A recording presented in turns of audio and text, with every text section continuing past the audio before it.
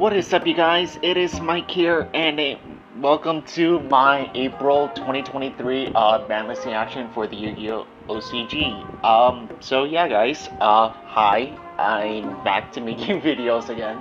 I am really sorry that it has been several months now since I haven't uploaded anything, and not partially, it's mostly been because I haven't been feeling really inspired or motivated to really make a lot of videos, considering I haven't really made a lot of changes to my deck in the real life OCG for quite a while, because I've kind of been very stalemate. Well, I haven't been stalemate, but I've been feeling less motivated to really play in the meta because the meta just wasn't doing it for me. But seeing this now and seeing how this list is coming, how this list is looking, I'm feeling like I'm a little bit more inspired to play again. But that is yet to be seen, so I will definitely do my best this time to try to make more content in the future. So if you guys are up for that, definitely subscribe to the channel and turn on the notification bell so you guys stay up to date of the content that I'm going to be releasing. But with that being said, we're just going to be going ahead and be talking about the new April ban list, which should be taking effect on the 1st of April, which is funny to say because it's on April Fool's Day, but I can assure you this is not an April Fool's list. But yeah, I'm going to go ahead and be discussing it with you guys. So make sure you do give the video a thumbs up and comment down below what you guys think of the list and your opinions and thoughts on it. And again, don't forget to subscribe to the channel and turn on the notification bell so you guys don't miss out anytime I upload videos. So before we discuss about the ban list, let's go ahead and first take a look at the OCG's metagame for the past few months, because it has been quite a while since the last ban list of what the format has been looking like. And I'm just going to be using Row of the King here to give you guys a visual representation of what it's been looking like. So as you can see here, from the start of the new ban list from before, back in January of this year, you guys can tell here, Tearalaments, despite losing one of its best cards in Kid Kalos, still has been performing really well. And despite all the other hits it's gone with, like Hogness to 2 and like the other Shizu names going to 1 and all that stuff, this deck has still been performing really well and is consistently be able to keep topping at the top tier level of the game, despite again with all the hits that are being on it. And interchangeably, Tearalaments and Emancipator have also been coming up quite a lot. Emancipator is kind of just what's been surprising me the most, because I'm not expecting a deck like this to be doing so well consistently after this many years of it being legal. But it is what it is. But Tearalaments, for the most part here in the OCG, has been doing fairly well and has been performing at some good capacity in the OCG. Probably not as much as the TCG, where it's like one of their best decks right now, but still it has been able to consistently keep its momentum going. And even with a deck like Purely still interchangeably changing between the 3rd and 4th spot of the metagame reports that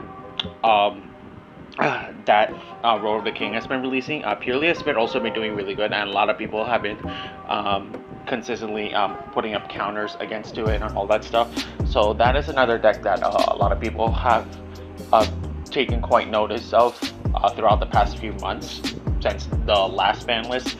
And yeah, as you can see here on this list, on this breakdown in particular, Bystial, Exorcister, Labyrinth, and even Runic to an extent have all been doing really well at the lower tiers of competitive play.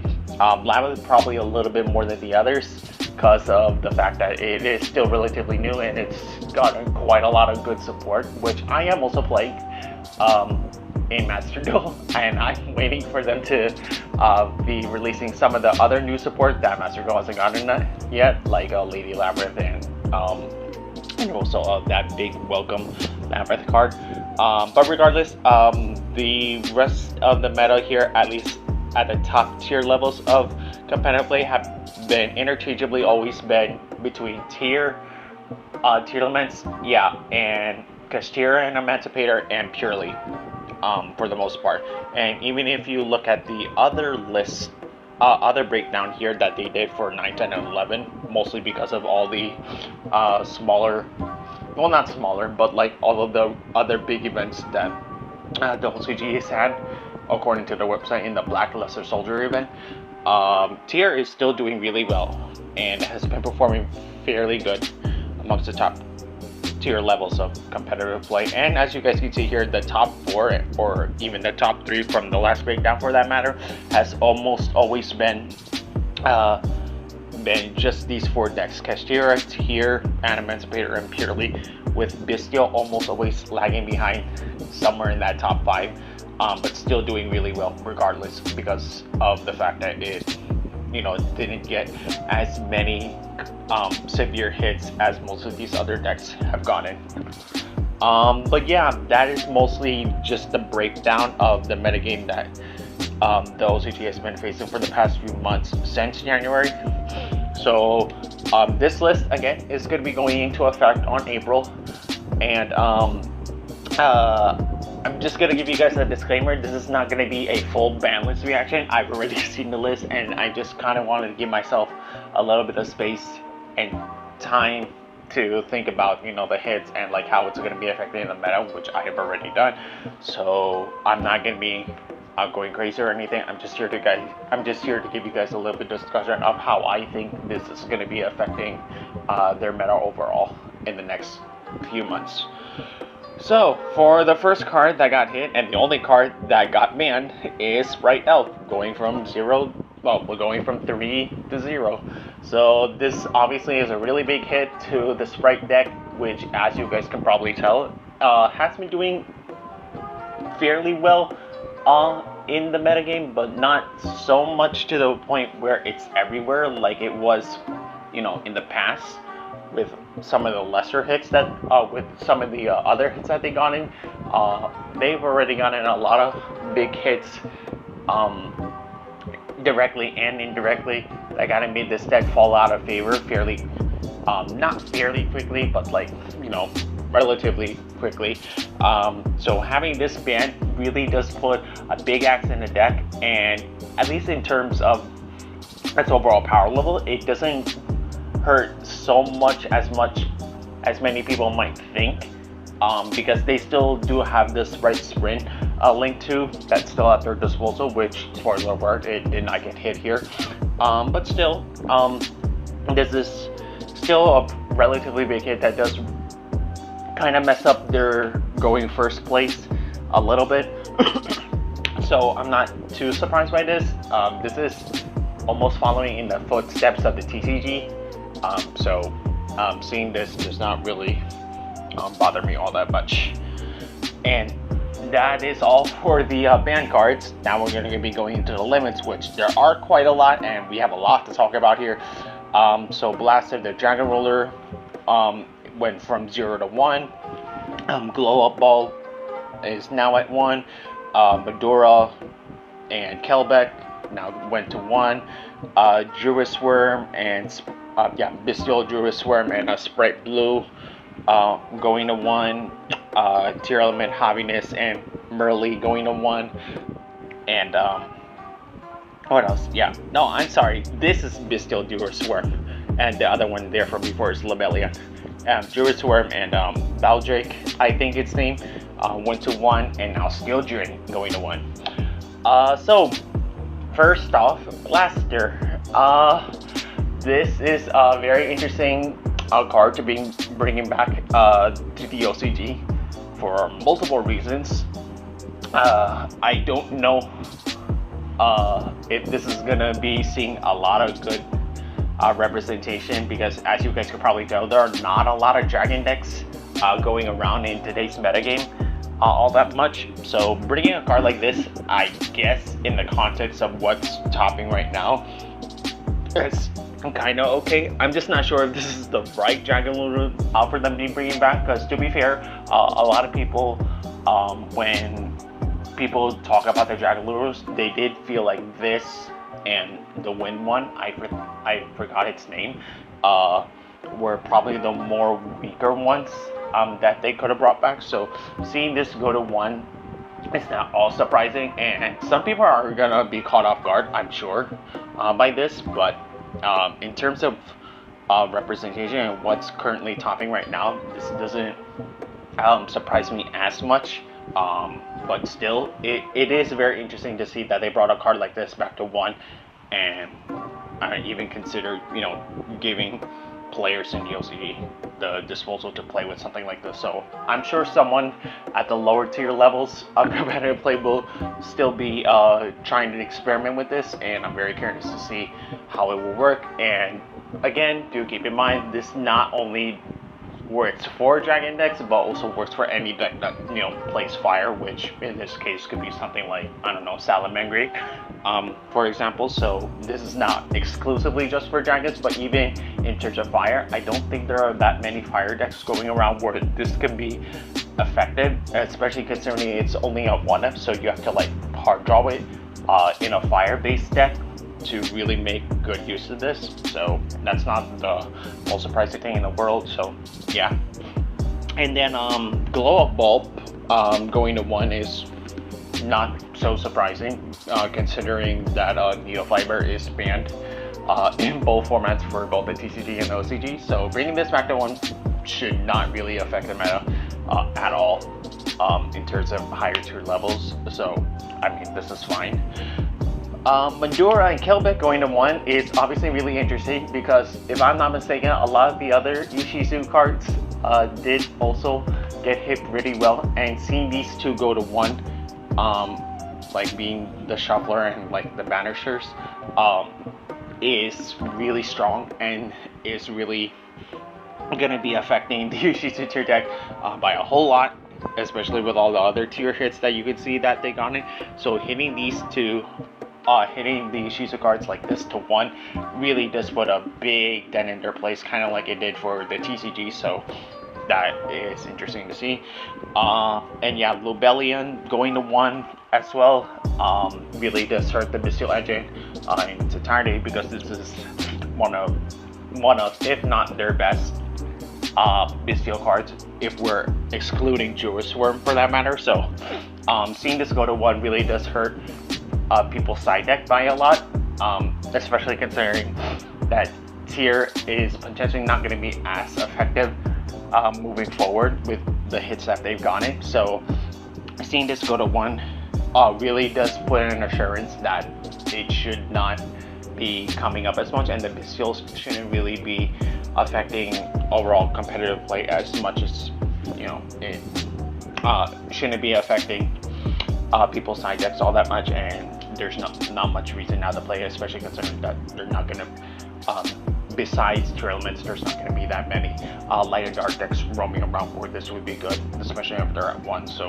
yeah, Spright will go into 1, considering Elvis Man is just putting insult to injury, in my opinion, because like if you already banned Elf, I don't feel like hitting this would make it all that better. And to be fair, they still do have Spright Starter, which can still tag this out straight from the deck, which doesn't really affect it all that much. But this being their main searcher and one of their best starters going first is, is really putting a big dent in their going first combo. So I'm not expecting to be seeing Spright at the higher tier levels of competitive play anytime soon. So yeah.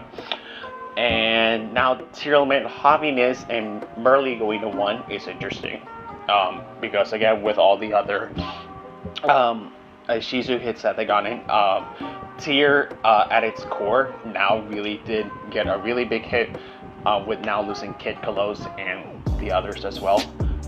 So these going to 1 being one of their most important cards, with having this being like a quick effect during your opponent's turn, letting you play on their turn consistently, and Merly being the one that lets you future summon during their turn if you mill it off of Happiness, is still really good.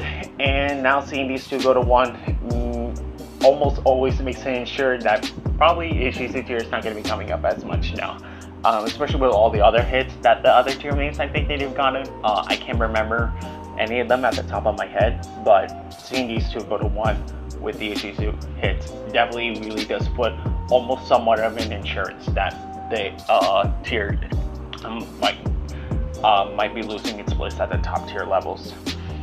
And then Druid's Worm and Baldric going to 1 is, you know, again, just like the Rebellion, it's really hurting the side deck option for most people. I know there are some players that do opt to main deck it just because tier is such a big threat in the OCG, but now seeing all of these 3 go to 1 kind of limits your options by a whole lot, and it kind of desensitizes players to even be playing this engine moving forward. So I'm not too surprised by this, and I don't think we're going to be seeing much of this anytime soon. And then seeing Skeleton go to 1 in the OCG is kind of what's surprising me a little bit, because I know there are a lot of Floodgate decks out there that have been able to make use of this and still be really good. But the fact that now the TCG has it at 3 and we have it at 1 kind of makes it kind of surprises me a little bit, because normally we have the better, normally the OCG gets the better hits than the TCG. But seeing this go to 1 while the TCG has it at 3 is just kind of funny to me.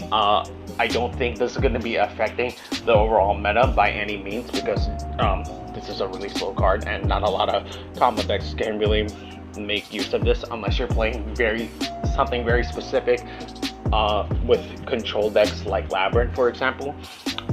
This going to 1 is not really going to affect everything. So yeah.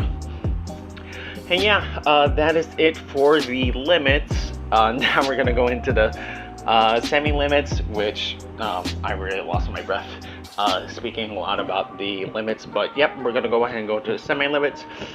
So Ancient Fairy Dragon went to 2, Salamangreat Great Gazelle going to 2, Saryuja Skuldra going to 2, that Tomias, I forgot its name, the Teller Knight Xyz going to 2, Blackwing Steve McClow going to 2, Thunder Dragon Hawk going to 2, Nadir Servant going to 2, Spellbook of Judgment going to 2, and now Runic Fountain going to 2. So Ancient Fairy Dragon going to 2, this is not surprising by any means because of the errata it's gotten, and I know there are people out there that are trying to experiment even when it's errata and trying to break it, which does have some interesting combos, but at least from what I've seen, it doesn't look like it's been affecting the overall meta by any means. So bringing this to 2 and hopefully eventually making it go to 3 with its errata should not be such a big deal. Salamangreat Gazelle going to 2 with all the other hits that Salamangreat has gone in.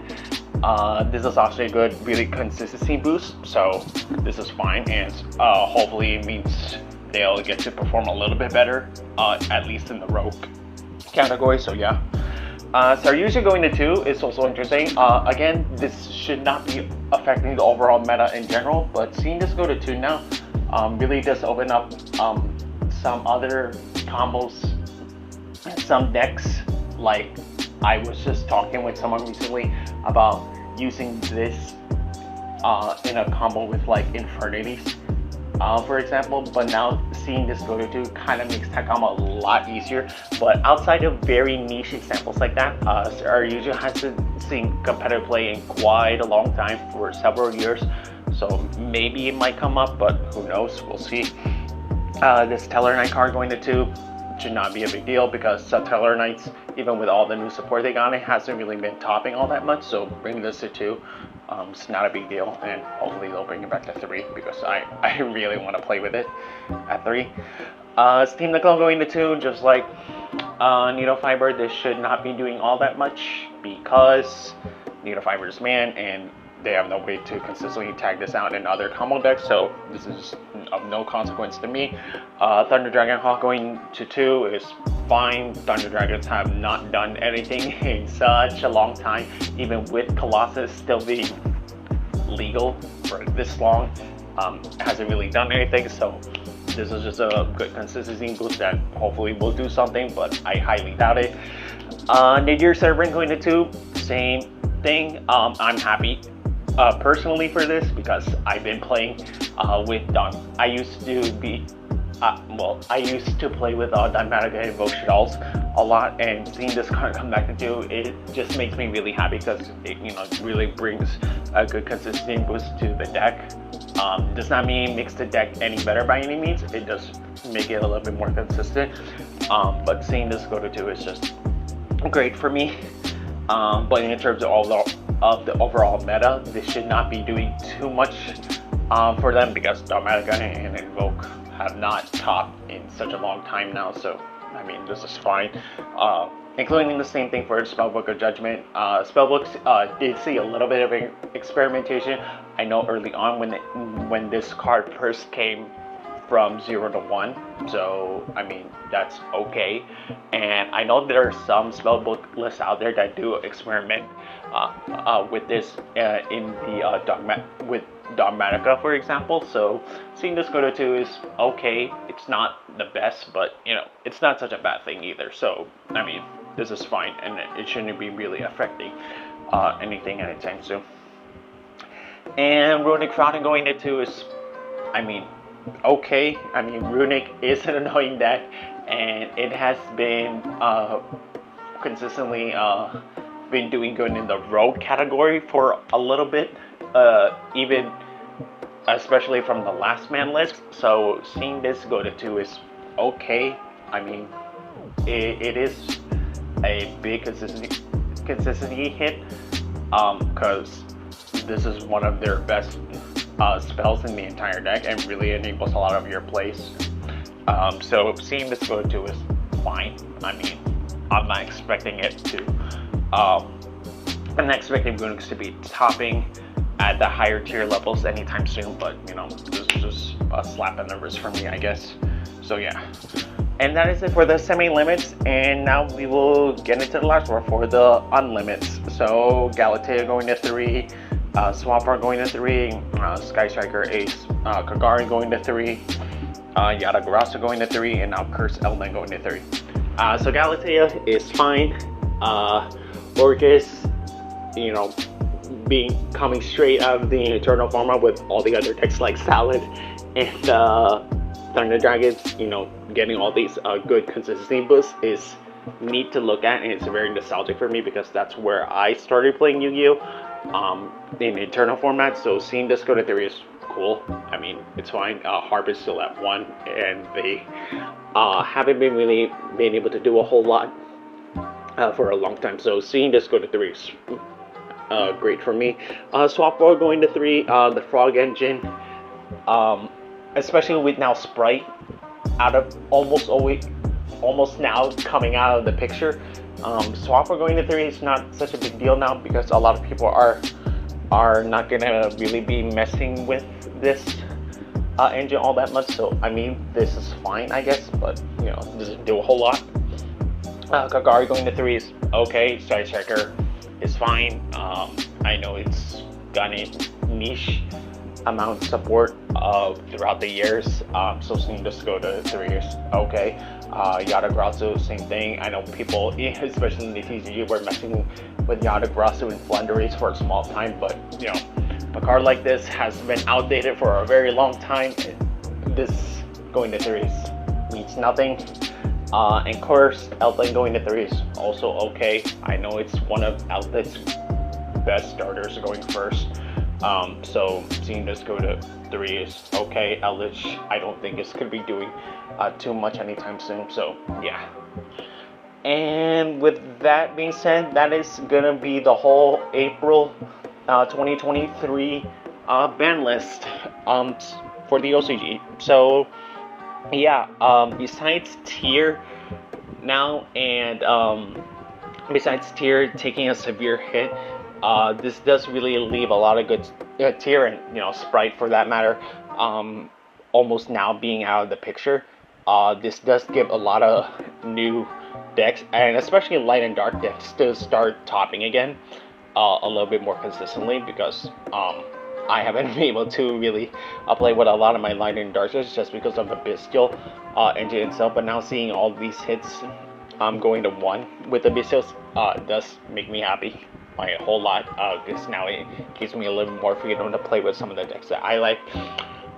So yeah, besides that, the meta is looking to be a lot more diverse, and a lot bit, not that it wasn't diverse already, but like it is looking to be a little bit more open for experimentation, and I can't wait to see what's going to be topping in the next few events, especially with the Duelist Nexus set that just came out. I think that probably some of the newer decks might come out, but who knows. But yeah, other than that, I'm not really sure what's going to be topping, and I don't know how the meta is going to look like, but it will be very interesting to see what people are going to be experimenting with in this metagame moving forward. But that is it, guys, for my Banlist discussion for the April 2023 Forbidden and Limited list for the Yu-Gi-Oh! OCG. Again, if you guys did enjoy it, definitely give this video a thumbs up, and let me know in the comments below what you guys think of this Banlist, or what type of content you guys do want to see next on the channel. It really does help me out. And again, don't forget to subscribe to the channel and turn on the notification bell so you guys can stay up to date of anytime I upload content now. And that's gonna be it, guys. Thank you guys so much for watching. This is Diane the OYGO signing off.